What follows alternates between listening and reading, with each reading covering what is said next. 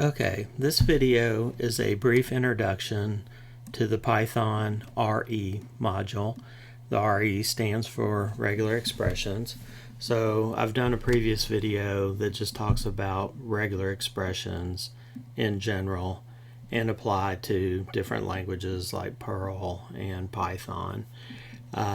So what this is actually talking about using regular expressions within a Python program. So the Python module provides the methods that we use and or help us work with regular expressions. And to use this, it is in a library called RE. So in your program, prior to using this library, you need to import RE to gain access. Now, there are a lot of different functions or methods within the RE module, and the primary one that I want to talk about is the search method. So basically what this does is it allows you to search for a match anywhere within a string. There are methods in the RE module that allow you to search for strings at the beginning or find all occurrences of a regular expression match. But I find most of the time I want to use search because I'm looking for a string and it can appear anywhere within the string I am searching. So as far as the syntax, this is what we have. Things in square brackets when you give syntax are optional. So over on the right you have optional flags, which means you can either omit them or you can have them if you need to change something away from the default value for the flags. But basically you call it with re.search. You give it a pattern, which is the regular expression or string that you're looking for. The second argument, string, is the string that you're searching. And then, like I said, the optional third argument is flags. And what this is going to do is this is going to return a match object. And then, because of the assignment statement, I have a variable named match object in this case that is going to hold that match object. So going through again real quick, the pattern is a string that relevant to this video contains a regular expression. The string is the string to be searched, and I give you one example of a flag, which would be a common flag you might use, which is a defined value re.I, or there's a longer value re.all capital ignore case. But basically, if you provide this flag, it does a case insensitive search, which means it doesn't matter if it's upper or lower case. Just match on the character itself, not the case. So I am going to give a number of examples to show you how you can search with different regular expressions and also using back references. So the first example I want to do is time parsing. So this is the code that I'm looking at. I have an input string which I'm defining. Maybe I issue a date command or something from the date time module, but somehow input gets set to time : 14 : 48 : 10. So what I'm going to do is the regular expression I want to match is I want to match that time : space and then two characters. And I want to remember those. Notice that the parentheses are a back reference, and it's basically saying remember what matched at this location. Then I'll have a colon, two more numbers, colon, two more numbers. And the string I'm searching is that string input. and then I'm going to get a match object that I'm calling matches. So this performs a search and stores the results in matches. Now then, Python match objects are a way to represent information about in this case, search for a regular expression. And it can also indicate whether or not a match was found. So when we call that method, and we could either assign this to a variable or use it in condition, if there are matches found, then it's going to return true. If there are no matches found, it's going to return none. So like I said, you can use that in a condition to decide whether or not to do something based on whether or not you matched the regular expression. So when you call it without arguments, it is going to return a list of all the matches. And within that tuple, positions 1 to n are going to match up with the back references location. So what I mean by that is at position 1, we'll have whatever matched the first set of parentheses. And if we pass 2 to it, it'll be whatever is at the second back reference match, etc. Now, Perl numbers things 1, 2, 3, etc. when it does back references, so Python kind of carried that on. One thing they do, though, is we know lists start at 0. So when they defined this module, if you do 0, it's going to show you the entire portion of the string that matched, along with possible back reference matches. So what I did when I was playing around with the RE module is I wrote some code, and what that code is it defines a function called print matches, and I pass it a match object, and then it basically says if that's none, print out there were no matches.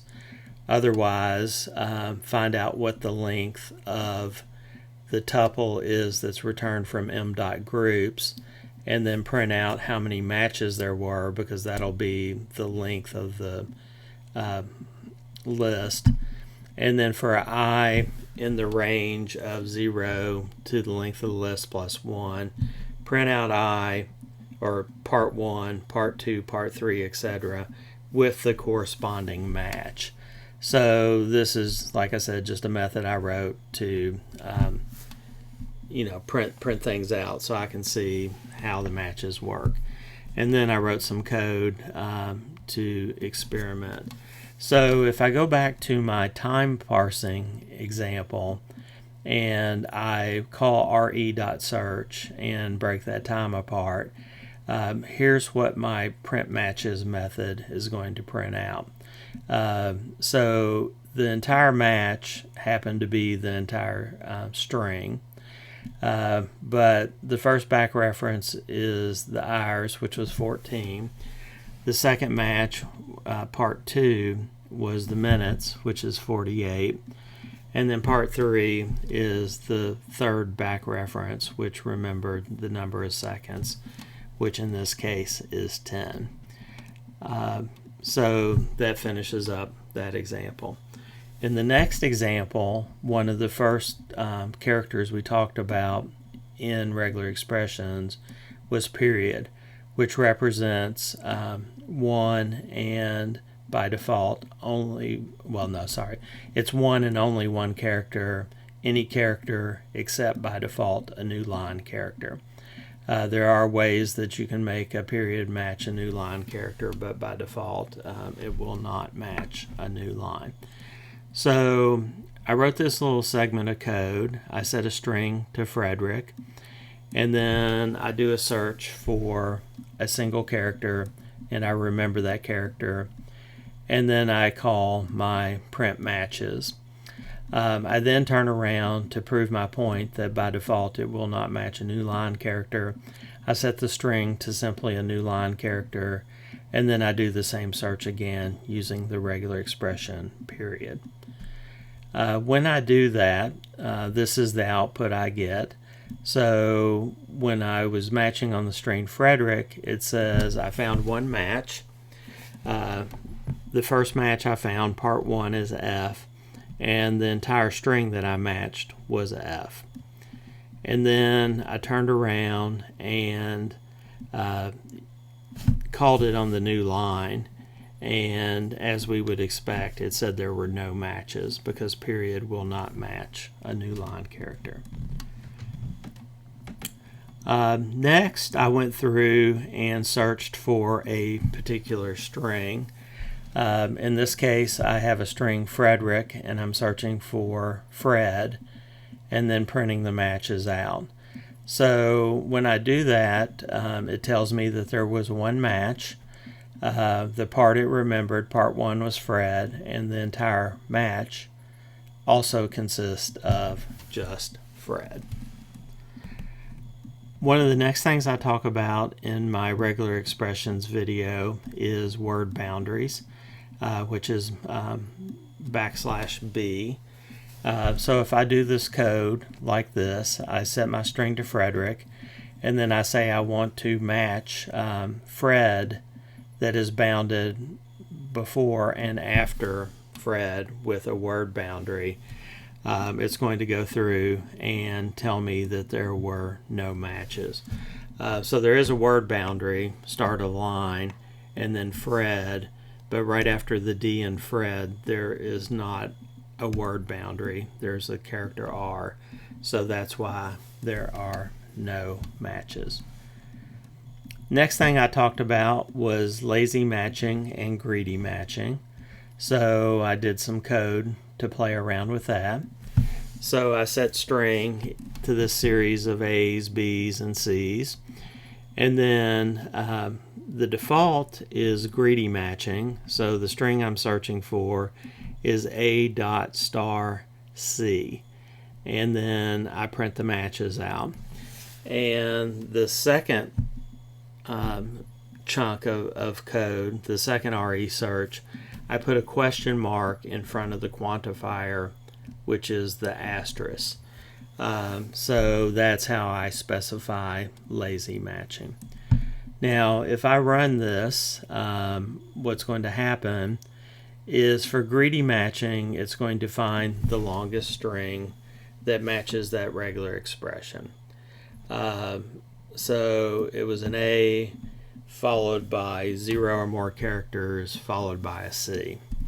Now, if I do lazy matching, notice that the string is much shorter because it's looking for the shortest version that matches.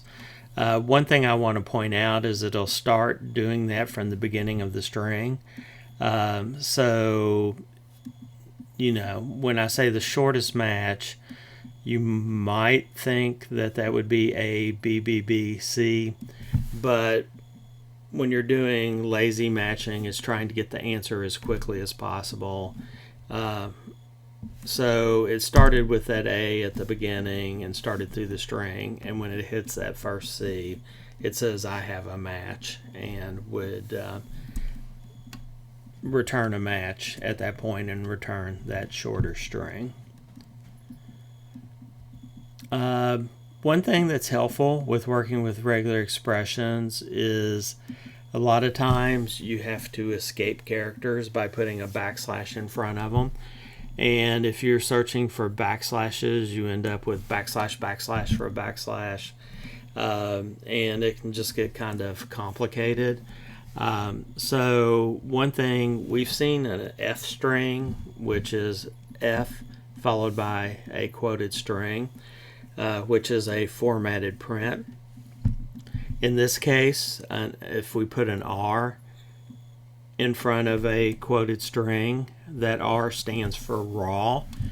And what that means is that backslashes are going to stay backslashes and do not need to be escaped. So you can concentrate more on writing your regular expression than worrying about how backslashes are going to be interpreted. So that's just one handy thing that goes along with regular expressions.